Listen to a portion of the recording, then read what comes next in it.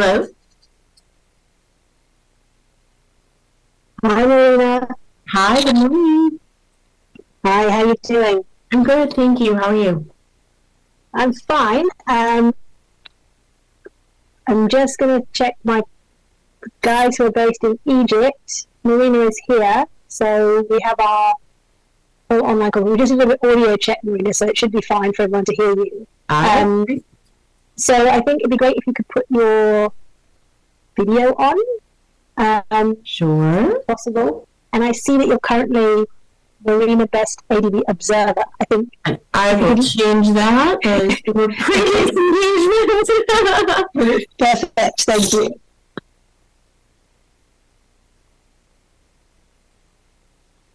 Okay, so let me just type. If you see in the chat, they're not able to speak to us, but they're sending us messages in the chat. So Saw and myself, who are both from WF, will disappear, and it'll just be you as the only virtual speaker. Yeah. Okay, great.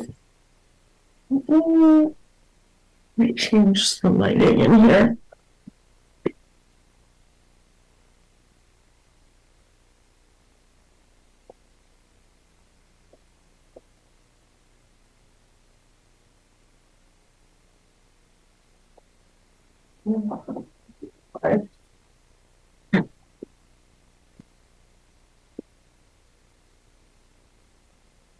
It's saying we can't speak to you. Can you use headphones, please?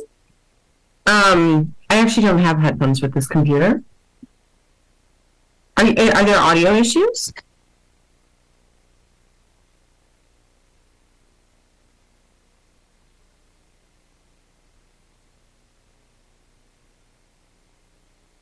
Hello? I think we're going to wait till they reply in the chat.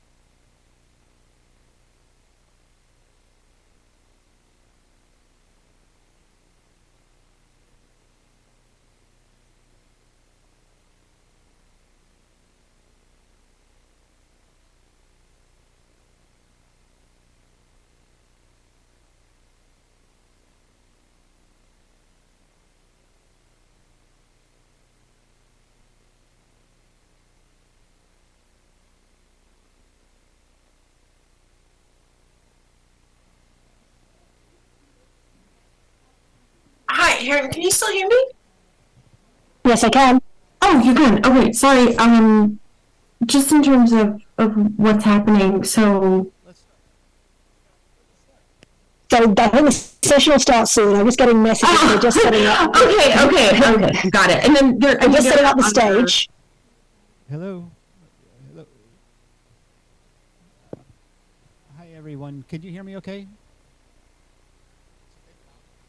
A little louder? Okay. Boy, there's a lot of background noise. Can you hear me in the box there okay? And online? Okay, great. Okay. Thanks, everybody. Hi and welcome. My name is Mark Drew. I'm the director of WWF Pacific based out of Fiji and work with programs in Fiji, Solomons, and PNG. And I'd like to welcome you all here to the session that really is focusing on sort of distilling it down in 3 words in my mind is ambition to action and communities. And indigenous communities, indigenous peoples, and local communities, but also what's happening at the grassroots level. And the backdrop of that is really how do we move the needle from ambition to action with nature-based solutions.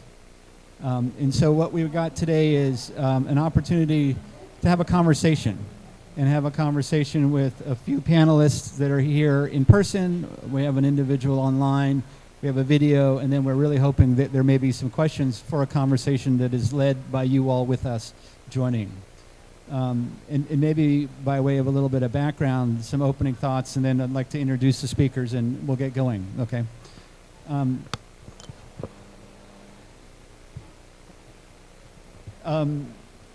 So we're at this COP27 event, big climate conversation, and there's been a lot of conversation around finance and climate finance, and I think that's a very valid conversation.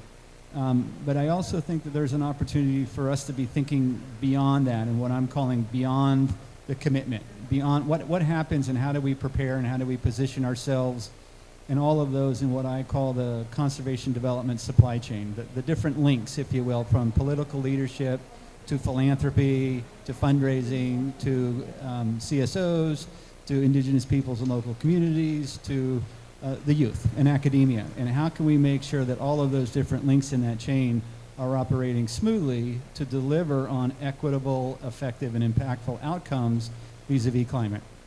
And again, with a nature-based, nature-positive context. And I think that what I would encourage us to be thinking around is solving the issue of fundamentally how do we have more meaningful opportunities for indigenous peoples, local communities, and grassroots actors to be involved in those conversations. But in order for them to be involved in those conversations in a meaningful way, we need to make sure that all of those different links are functioning. So the whole chain, if you will, needs to be stronger and working better. And so some of what we wanted to tease out today with the panelists and you all is, what are some of the challenges that are out there in terms of CSOs or in terms of the IP and LC communities, in terms of the multilateral, the bilaterals, so that we can not only understand what some of the challenges are, begin to think about what the solutions are. And those solutions will then enable us to move from ambition to action, if you will.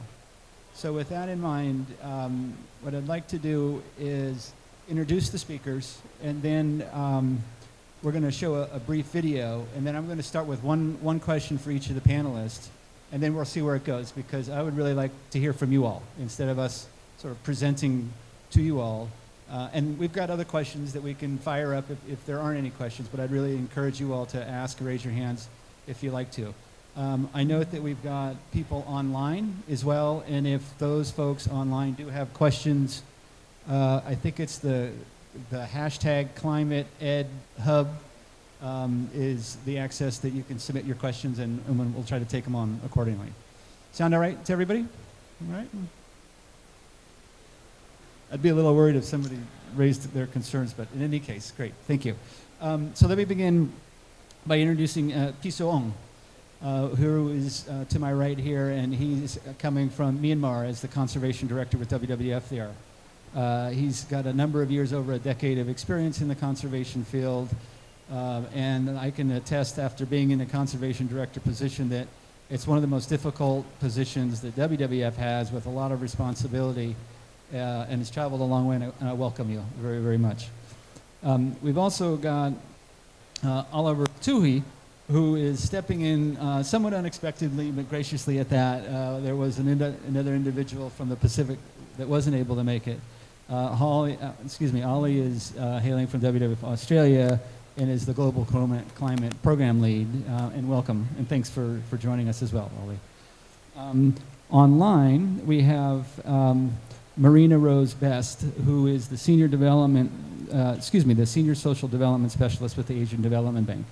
Marina has a long history and is currently responsible for the NGO and civil society relationships within the Asian Development Bank context. And from afar, Marina, I'd like to welcome you. And thank you for joining us as well. Okay. One last comment, if I could, before we get into the short video is we're short comment on the Myanmar situation, and that we all know that there's some challenges over there. And out of respect to our guests that are here, and out of respect to the situation there, I'm not wanting us to go down into what's going on in Myanmar in the political front, and instead really focus on the issues that are germane to this conversation. So I'd ask for your respect in that regard as we move forward. So, okay. With that, I think we can cue up the video. Yeah?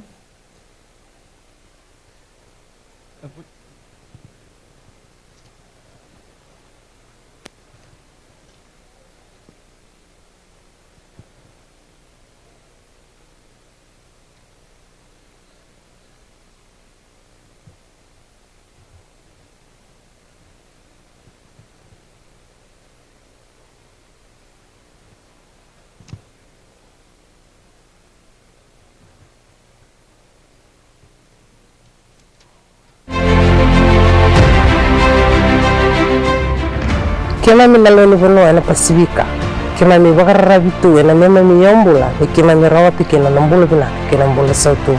Kabakara ita katalanga elevune wale. Ni mema mi mbula dhurunu kina nanraki visau. Ena mema mi sanga ni mbula dhurunu minraki visau, kima mi ndaw bakara rabitalanga kina nanraki lana mema mi ngasi. Kangarabi esona itubutuba ena kena maroro ena mema mi yombula. Kavanga vataka na mema mi vakavarao ni kena mbula dhurumi nanraki visa. La vaka vakotaki ni mema mi vanua, esa senga mi virau ki nanraki visa o esa sotavitiko enangonongo. Kanange kuria ngana kena yali sena kena vakarosaitiko na mema mi yaumbula.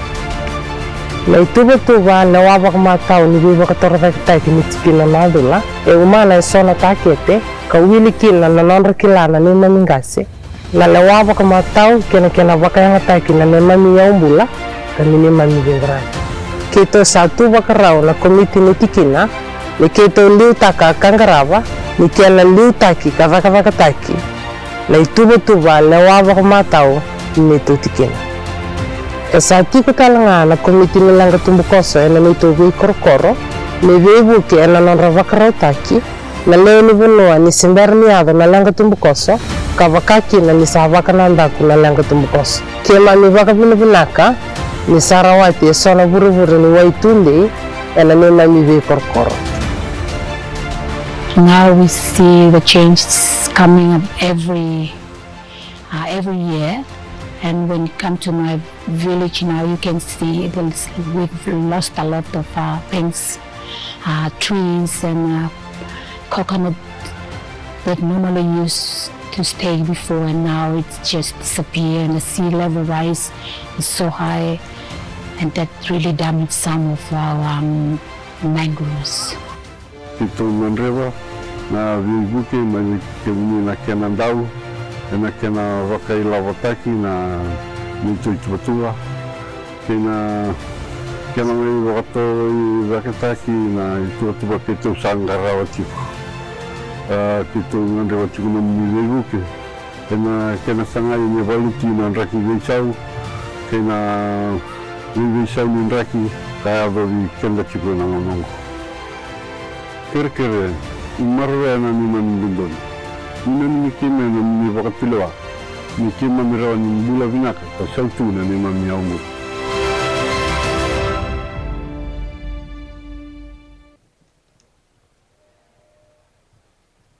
Thank Thank you very much. Okay, let's go ahead and get into some questions if that's all right. PCA, from your perspective, coming from WWF and the CSO, what do you see some of the challenges as being, and then by extension some of the solutions that you working with local communities and the communities working with you?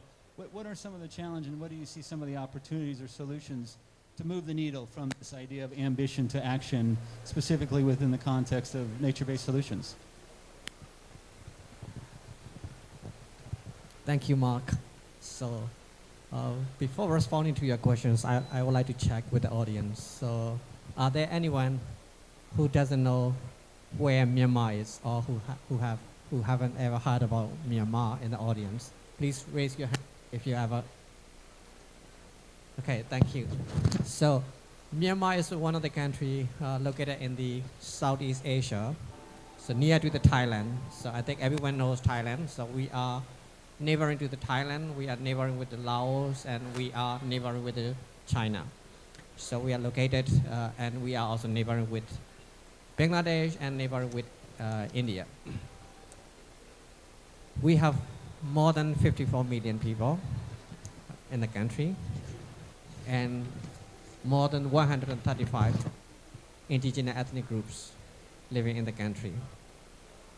So in terms of climate change vulnerability, we are one of the highest vulnerable country to climate change, and we are the least readiness in response to the climate change in the region.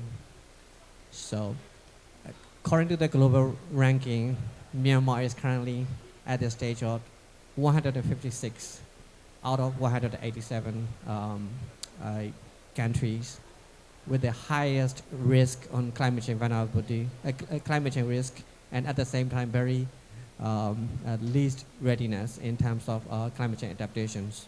So this is some of the brief figure about Myanmar.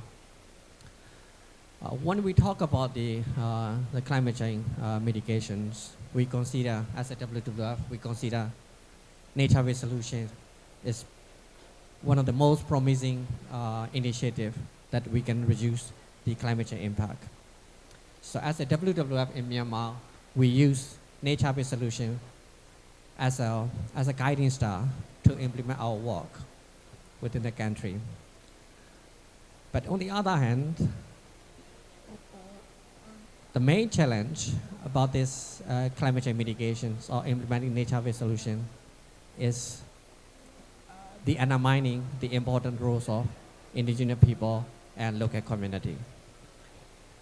Although indigenous people are one of the more important actors in this climate change mitigation movement, they are rarely recognized at the global agenda, at the global decision-making process. So what we are trying to do as a WWF in Myanmar is we would like to empower the role of the indigenous people and local community to take actions against climate change using the nature-based solutions.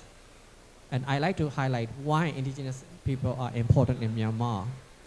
So in Myanmar, as I mentioned, we have more than 135 indigenous ethnic groups, and they are and more than 2/3 of the country forest area or country territory is within the territory of indigenous people, and those areas are under the management of indigenous people.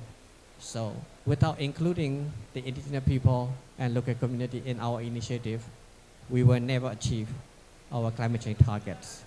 So this is the setting that WWF is currently working in Myanmar. And how do we involve the indigenous people in our nature-based solution movement? So one of the activities that WWF is currently implementing in terms of nature-based solution is the recognition of the indigenous lands as a indigenous and community conserved area, ICCA. So we support indigenous people, local community, and CSO, especially for the ICCA documentations, conservation area planning and management, and we also support community-led forest restoration initiatives. So WWF Myanmar, we have a very ambitious target within the country. So we are aiming to achieve more than 100,000 hectares to be improved management under the ICCA approach. But at the same time, we are also trying to promote the mangrove restorations on the other hand. So we have set target of at least 30,000 of mangrove area where we restore with the involvement of local community in the next 3 years. But the real challenges that we are facing, there is the current political conflict in the country.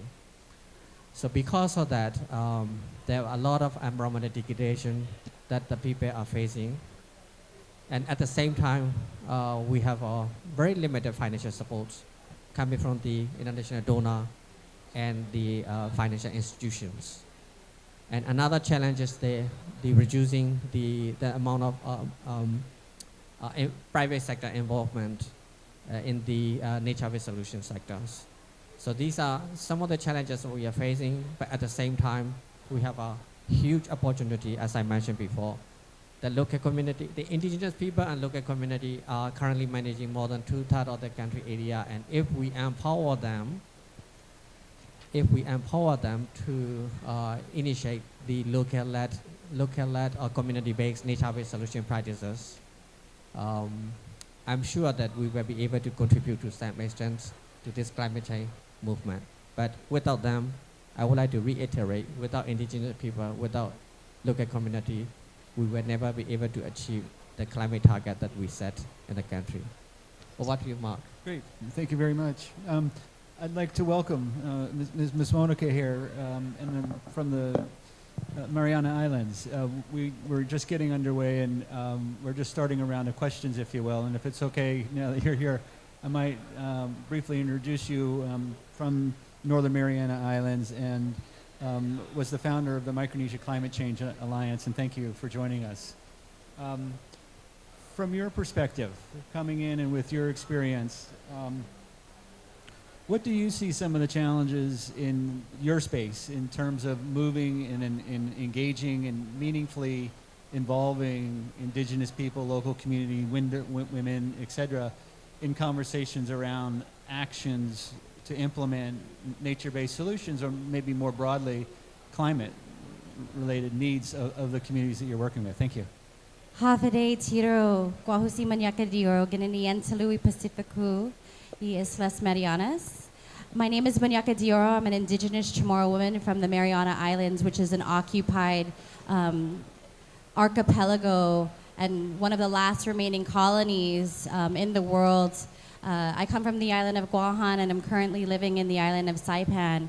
And our islands are so tiny, specks on a map that you can't even see. And I'm so honored that my ancestors have brought me here today safely to meet all of you and speak on behalf of my communities and my peoples and the movements that support me in my understanding of climate justice and in my understanding of the best ways to move forward, which definitely includes indigenous knowledge and women being at the forefront of the solutions and of the finance mechanisms that will be being pushed here and implemented here at the UNFCCC. One of the major challenges from my community is the increased militarization of my islands. My islands are the westernmost American, quote-unquote American soil. We're very close to Japan, to the Philippines, to China, and sometimes some people claim it's where America's day begins. And my small island, which is only 30 miles long, is occupied, a third of the island is occupied by the US military. And the US military has generations of a legacy that spans generations of toxicity. And right now, they are currently tearing down 5,000 acres of our last remaining limestone forest for a firing range. And this firing range is right above our native aquifer, our water source that feeds 85% of our community. And one of our biggest messages coming to this space is that one of the biggest solutions that we hold as a global community is really promoting peace around the world and promoting the decarbonization, the detoxification, and the demilitarization of the world. The US military is the single largest polluter on the planet, the single largest consumer of fossil fuels. One B-52, and there's a whole fleet of them on my island, in 2 hours expends more fuel than 4 cars do in an entire year. So a major solution that we don't see uplifted in the agenda and in the conversations here at COP is the lack of accountability for the world's militaries and the impacts of war that war has, not only on the communities, but on the lands and on the territories where war is being fought and where war is being practiced as well. So that's one big solution. That's a major oversight here and in all COP negotiations, because militaries are exempt from reporting. Militaries are exempt from drawing down their carbon emissions. And it's really something that we hope to see change. And we hope to see more being done to promote indigenous sovereignty and self-determination of all local communities in the ways that they protect their lands, airs, and waters. Thank you. That's not a conversation that we talk about or we've heard very much. I appreciate you raising it very much. And I can only imagine some of the dilemmas that you all have, given the juxtaposition of let's just call it the geopolitical situation that's continuing and in fact seems to be emerging more and more as an issue in the Pacific. So thank you for sharing that. Marina, I'm assuming that you can hear me okay. I can, loud and clear. You can see the back of my head really well, I'm sure.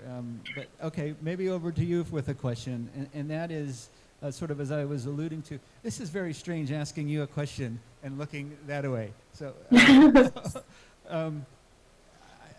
earlier I was alluding to this idea of conservation development supply chain, and the philanthropic, the funding community.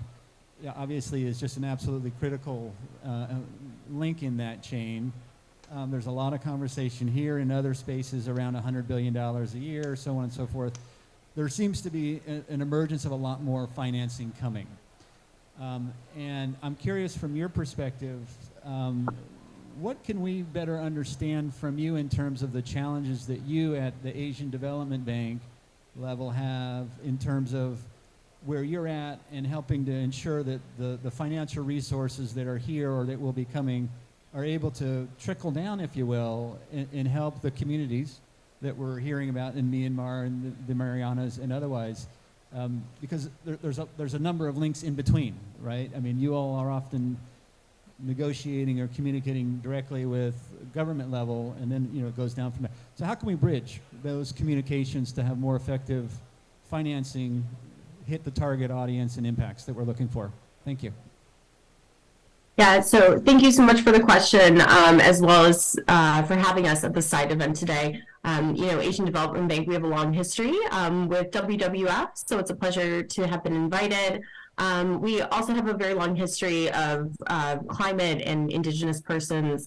We've recently made very large commitments to addressing climate change, as you well noted. So there's kind of a lot of funding out there.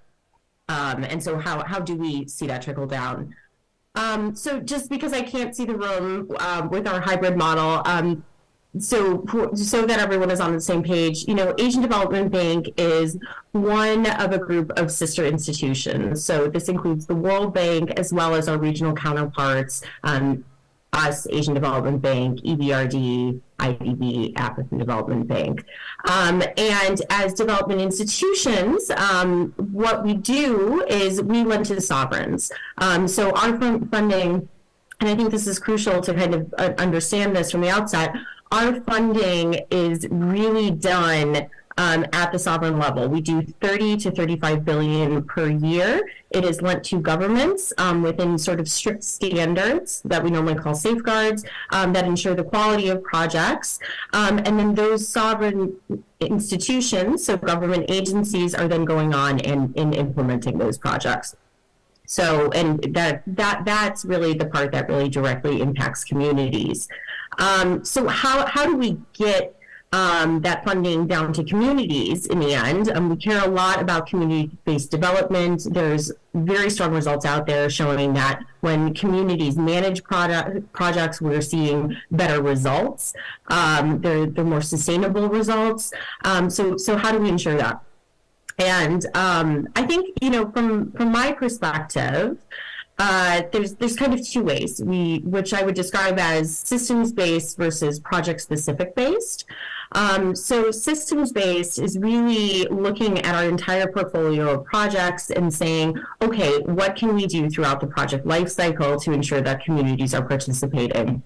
As an institution, we have really, really strong standards for engagement. So I think that every single one of our projects, we are putting together stakeholder engagement plans, talking to the local communities, having consultations with them, oftentimes involving them within, I can see myself in this a little bit disappointing. And involving them in implementation as well as monitoring and evaluation. So kind of putting into place those different aspects that communities are engaged everywhere from the decisions about where resources are being made. So that's at our country partnership strategies or within the budget cycle. So to communities being involved in specific projects. But then when I talk about projects-based approaches, as institutions, we oftentimes have pools of funding that are grant-based. So these are outside the scope of sovereign loans. These tend technically, most of the time they're called technical assistance. And these tend to be pools of grant funds. In some institutions, I believe the World Bank sometimes will have special sort of trust funds dedicated to issues like this. But it's really through these kind of pools of grant funds that we're seeing I would say, the most direct link with communities. And so that can come through several mechanisms. And the two I want to focus on are we have small pools of grants that are oftentimes attached to our projects.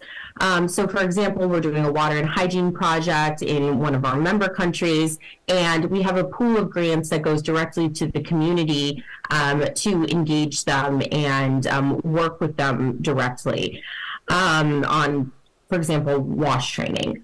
And then the other that we've been exploring more and more at ADB is we have a great project at the moment on COVID-19 where we set aside a pool of grant funds that was made available to, we put out a call for proposals, and civil society organizations were able to bid and submit proposals for the use of those grant funds. And then we selected those proposals and the best of them, and have been supporting those small civil society organizations through their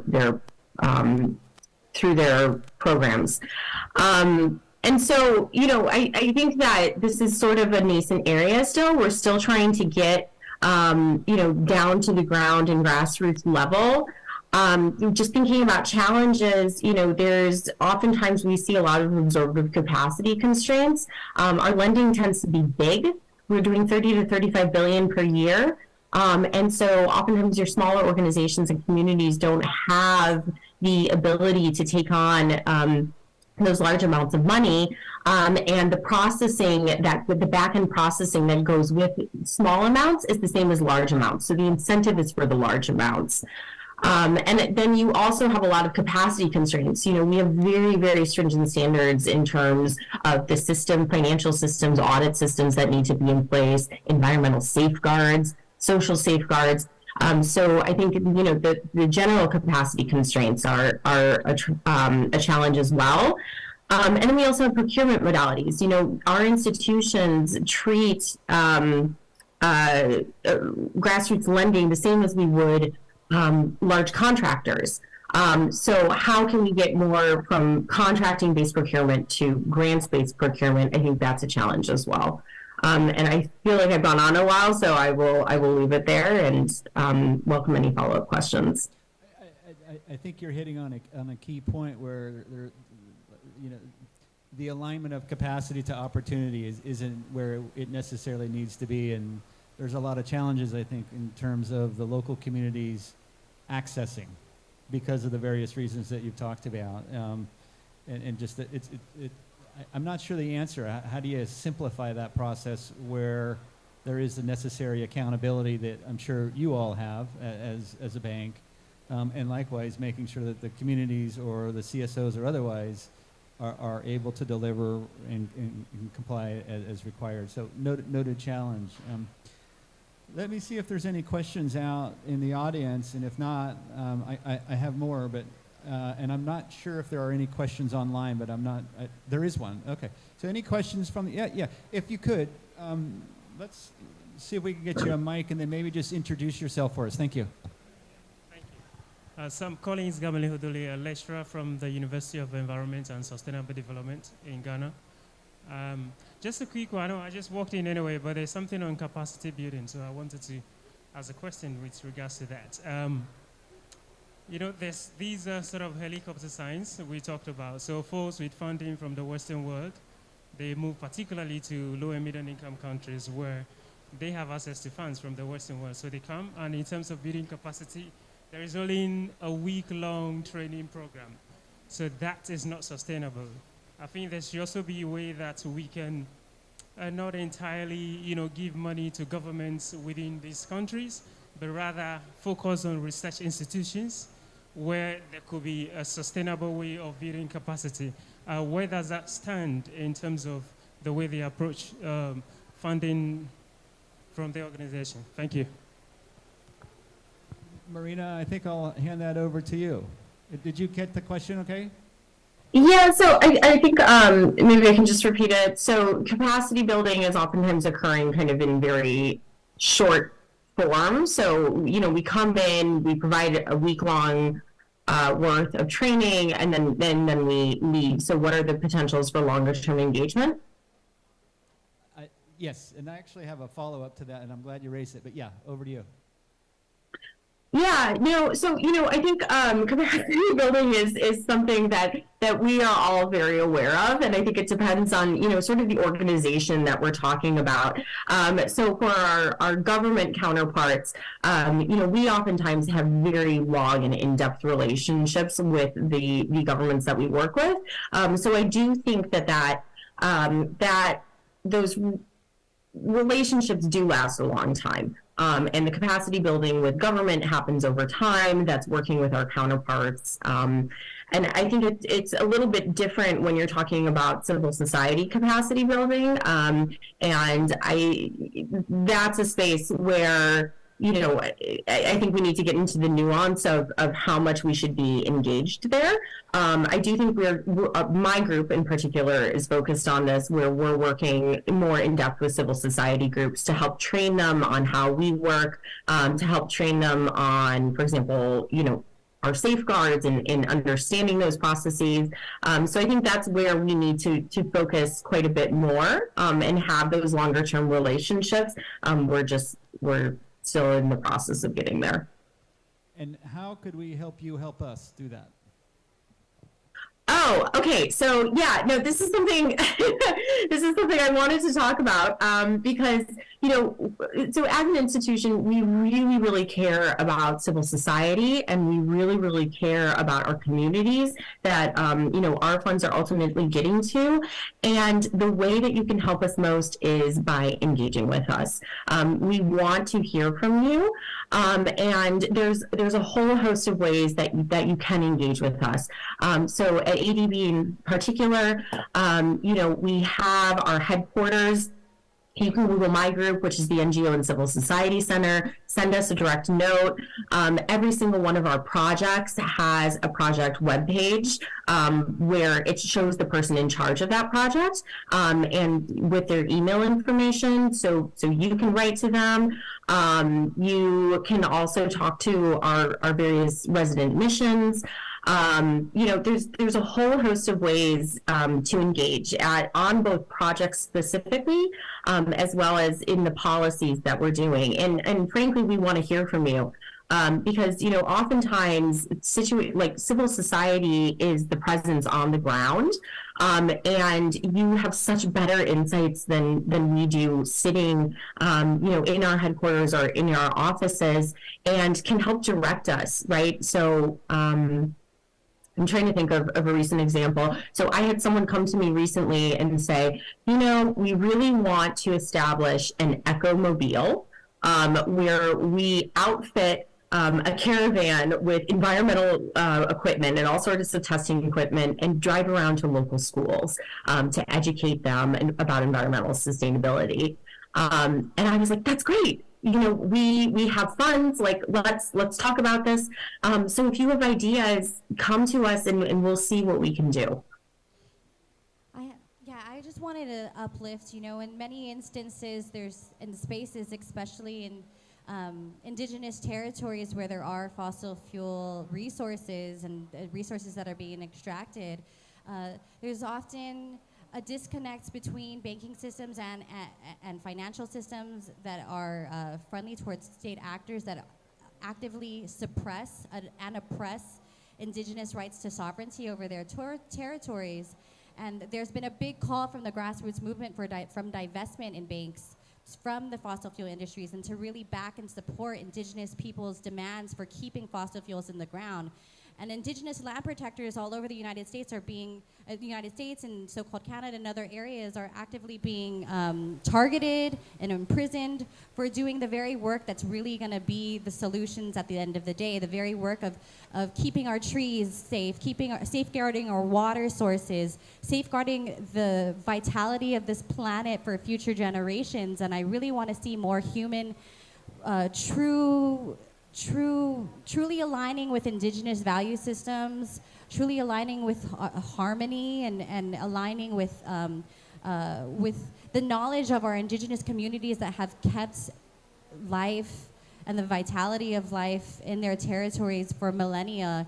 So much of this, of the climate crisis has really been caused by the economic systems and really been caused by, by forces of globalization. And these forces have actively committed genocide against indigenous peoples. And there needs to be more support around and for the indigenous sovereignty and around and for the knowledge systems and the ecological traditions that have protected the biodiversity of this planet. And I just really would be remiss if I didn't uplift all of those people from around the world who are putting their lives on the lines against state actors and against fossil fuel industry. And it's really important that they be the people who design finance mechanisms and they be the people who are at the table doing a lot of this implementation work.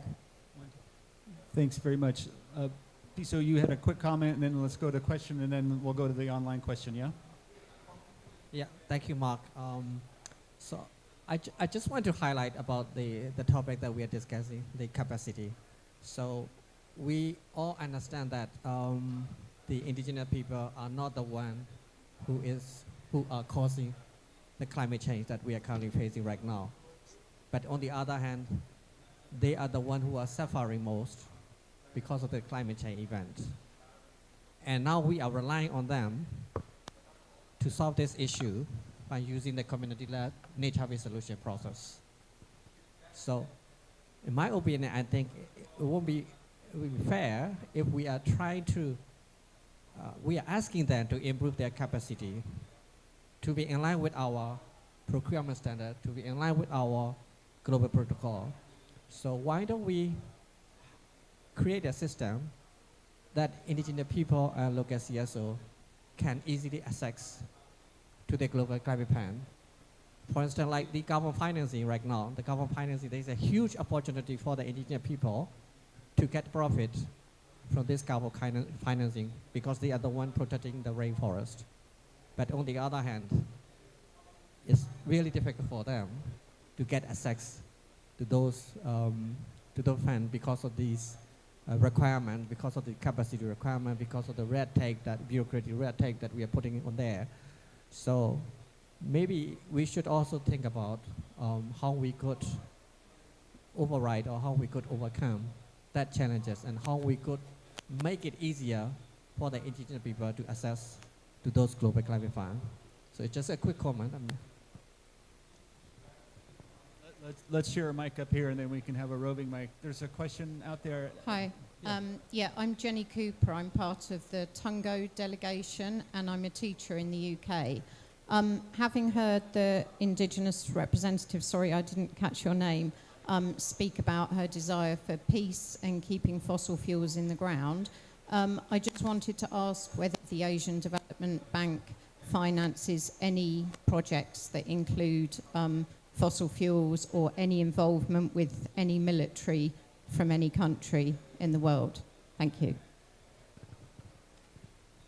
Mary, I'm going to hand that over to you, and then I am going to try to bring it back into solutions, because we need to talk about the challenges, no question about it, but I'd like for us to be thinking about what we can be doing in the collective, and we've heard some ideas for sure. Marianne, over to you on that question, and then actually we'll go to the online question as well. Thank you. Yeah, sure. So I would, on the question of military and fossil fuels, so military, I believe that's a strict no. We do not. And for fossil fuels, we recently passed a new energy policy. So I would encourage you to take a look at that. I do know, and I just want to caveat both of these actually with that this is not really my area of expertise, but because they fall under safeguards, and as well as our energy policy. But for fossil fuels, I mean, we really haven't. Coal is completely out. I think nuclear is out. And maybe there's some limited gas investments, but for the most part, that's we haven't done a lot of those things in a while. But I would encourage you to take a look at our energy policy. You also can comment on that. That was recently passed last year, so that will provide you the specifics on that. Great, thank you. One from online that was for PCO, but actually I think it's relevant to others up here as well, and that is, aside from funding, what is the best way for the international community to support Indigenous people in Myanmar and by extension in the Pacific, let's say more broadly, if you will? Yep, thank you, Mark. Yeah, aside from funding, what I would say the most important requirement for the indigenous people is the recognitions. So it's the recognitions of the role, it's the recognitions of their land, it's the recognitions of their territory, and it's the recognition of their rights. So if the international community come up together and try to recognize that they have the rights, then I think it will be the best. It will be the beginning of having. For the international community, it would be the best solution for the international community to support aside from the funding. And of course, we iterate, we will not be able to do anything without funding. So that point we should not forget about that, and we should also try to find a solution how best indigenous people and local CSO can have access to the international climate funding. Thank you. Yes, thank you for that question. I truly, with all my heart, believe that Indigenous peoples, women, people who have been most impacted by climate change, and people who are being displaced and oppressed are the ones who hold the solutions, not those who have made the decisions that have led to the climate crisis, not those who are benefiting and profiting from some of the solutions being touted here at the UNFCCC. The action that we need is pretty urgent to prevent climate change, and we really need to have community-led solutions that foster the well-being of communities, indigenous peoples, the global poor, and all the biodiversity, and by keeping biodiversity and ecosystems intact. Indigenous people, fisher folk, peasants, especially women, we've been able to live harmoniously and sustainable with the earth for millennia. But now we're the most impacted by climate change, and we're the most affected also by false solutions to climate change, such as agrofuels, food crops, and deforestation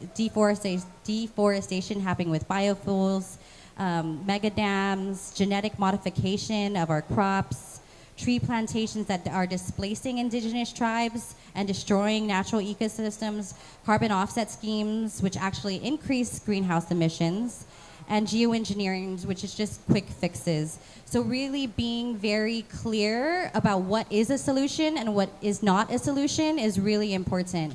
And what is a solution is decolonization. What is a solution is demilitarization. What is a solution is putting women, indigenous women, and those from Black and indigenous communities at the forefront, and especially youth as well, at the forefront of the decision-making tables.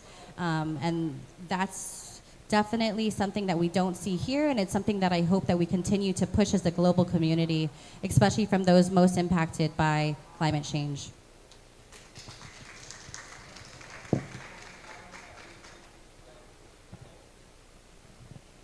Okay, thank you very much. Any other questions from the audience here?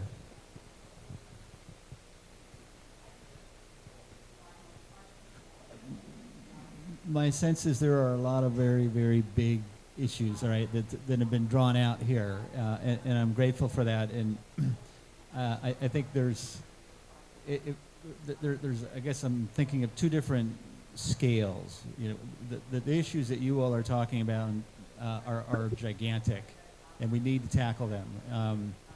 And that's an enduring effort that would really has to involve all of those different players in that conservation development supply link, political leadership, I mean, the whole kit and caboodle.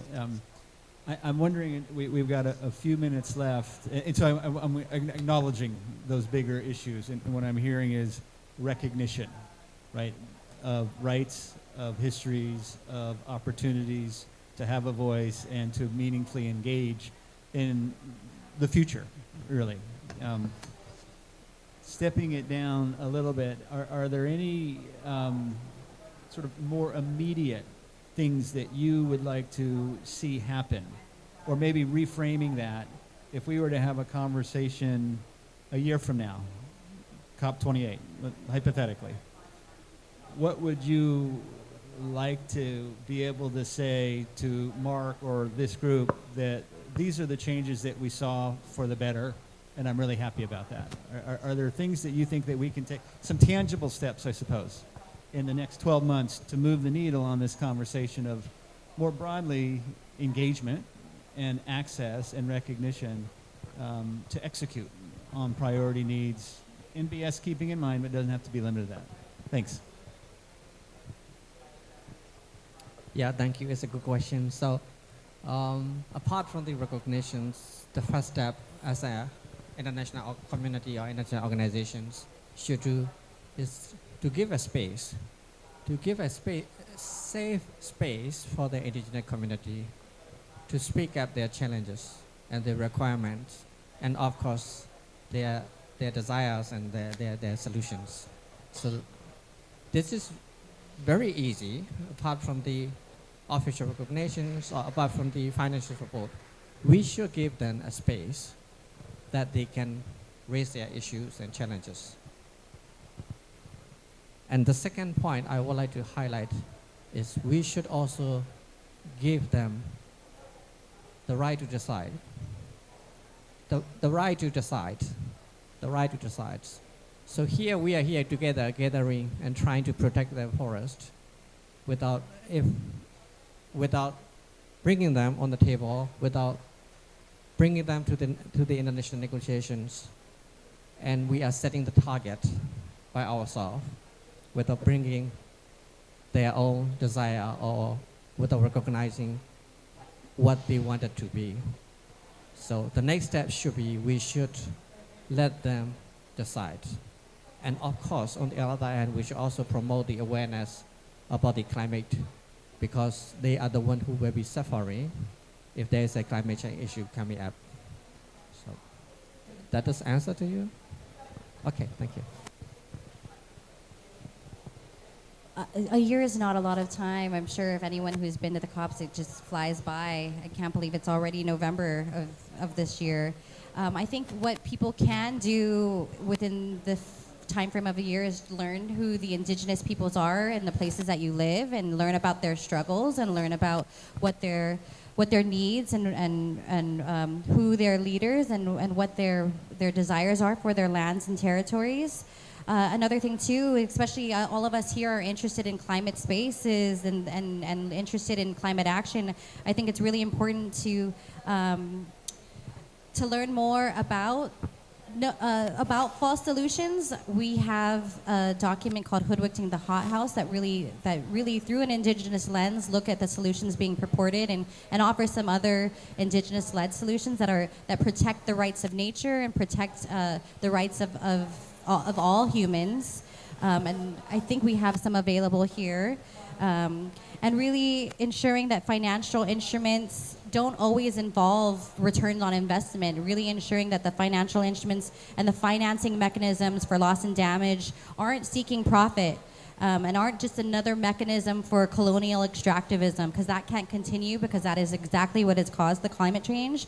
And really looking into what climate reparations are, what direct democracy and self-determination can be, and really just learning a little bit more about climate justice and in your own localities, and promoting and perpetuating the value systems and principles that are really about shifting our relationships to each other and shifting and changing our relationships back to Mother Nature and being more aligned with the cycles of nature, with the cycles of water, with the cycles of our air, and living in a way that is right and just, living in a way that our hearts are feeling one another and looking at people not as something that you can get from them or take from them, but something that you could build together, a new future. And I believe that if we move from the heart and not so much from the head that's being done at the negotiation spaces,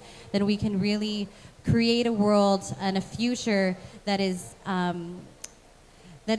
our children are deserving of. I have a 1-year-old, a baby who's about to turn 1, and I'm here far away from my homelands, really doing this work of advocacy.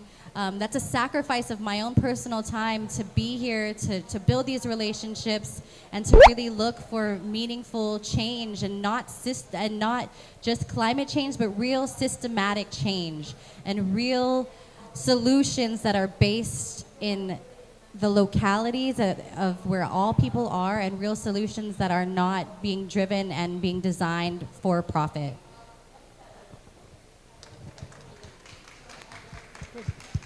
I have a follow-up, but again, anybody have any questions out in the audience or online? I don't think it's online. All right, Puso, then I'm going to come back to you. You were saying there needs to be safe space. How do we create that safe space?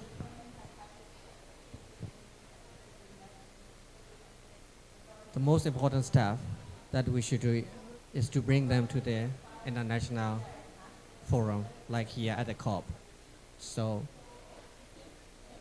you need to create a platform for them to share. And with this technology, advancing technology, and with this commitment coming from the international organizations, I think it is not a difficult task for us to create a safe space for them to speak for their rights and to speak for their desires.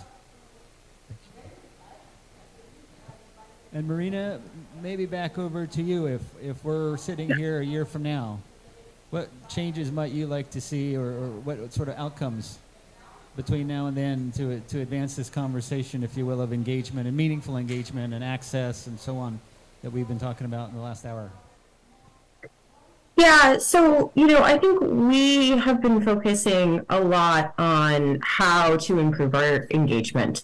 And my group in particular is focused on shifting the dialogue from specifically just civil society organizations to how do we better engage with citizens and with people kind of individually. And I think so we're making headway in that, in setting up a number of different sort of institutions, if you will, to do that within our own institution. And I think kind of the safe space conversation is a critical part of that, right? So how do we make it create areas where people feel that they're safe to talk and to voice their opinion and don't have fear of any sort of retaliation. So that's something that's very much at the forefront of our mind, and I think needs to be at the forefront of anyone who works with civil society's mind. But, for you all, I really, in terms of over the next year, this goes back to my comments before about please engage with us. I think we very much, there is that disconnect that happens sometimes where, something might be happening on the ground and we just don't know about it. So really, civil society is our eyes and ears on the ground. You are our local presence. So reach out to us. I'm happy to provide my information. There's a whole host of other ways to get involved with us. So I would say if everybody, could just reach out, I think that would move the ball significantly forward. Great, thank you. We're about out of time here. What started out with a conversation that was going to be trying to drill down from ambition to action and NbS, I think took us on a journey through a higher level conversation that for me to take home was we need to address some of these bigger, more profound issues that will be central to us being able to advance those more, the NbS type of a conversation. And I would encourage us to be thinking maybe on sort of parallel tracks of both. How do we respond to what we're hearing loud and clear of the need for rights to be respected, recognition, safe space, dialogue, and that's fundamental to answering this ambition to action and NbS question. So we need to remain focused on that. And likewise, I do think we need to continue thinking around how can we work with the likes of Marina and you all and all of us really, so that funding, and not only funding but decisions around how monies and policies are developed can be designed with more thought, if you will, in terms of the impact on those that are on the front lines or in the community themselves, but be able to actually incorporate the expertise, to your point, and the knowledge and the history and the understanding of the systems at that level, and merge the systems at the community level with the systems at the financial level to see if we can change the conversation a little bit and change that relationship, if you will, between people, nature, institutions writ large. So with that, unless there are any other final questions, no, I'm getting there, we're done.